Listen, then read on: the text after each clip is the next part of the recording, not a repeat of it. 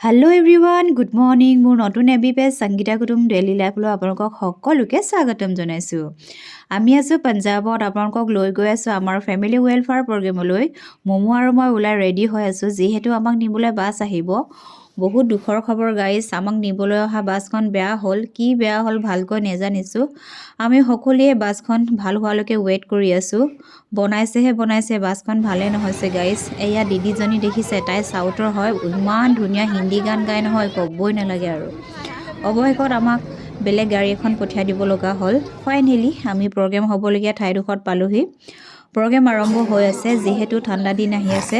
পঞ্জাৱত বহুত ঠাণ্ডা গাইস। ঠাণ্ডা দিনত নিজৰ স্বাস্থ্যৰ প্ৰতি কেনেধৰণে যত্ন ল'ব লাগে আৰু কেনেধৰণৰ শাক-পাচলি খালে আমি ভিটামিন পাব পাৰোঁ তাৰ বিষয়ে বিৱৰি ক'লে। প্ৰগ্ৰামৰ মাজতে আমাৰ মনবোৰ ভাল লগাবলৈ মিউজিক চেয়াৰো খেলাইছিল। সুযোগ পালে জীৱনটো যেনেকৈ পাৰে তেনেকৈ আমেজ ল'ব লাগে, হয় নাই গাইস? এই সুযোগখন ময়ো ল'লোঁ। ভাইলেট কালাৰ পিন্ধাজনী মই দেই গাইস, মানে চিনি নেপাবও পাৰেতো, সেইবাবে কৈছোঁ।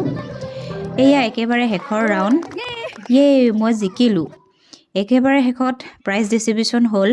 আজি সৰুকৈ এটা উপহাৰো পালোঁ। প্ৰগ্ৰাম খতম, খাই বৈ আমি সকলোৱে ঘৰলৈ ৰাওনা হ'লোঁ।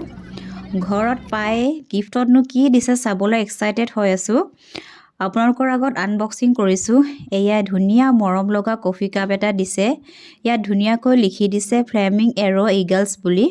আজিলৈ ইমানেই। মোৰ ভিডিঅ'বোৰ যদি চাই ভাল পায় like, comment, share and follow' কৰি দিবলৈ নাপাহৰিব। বাই।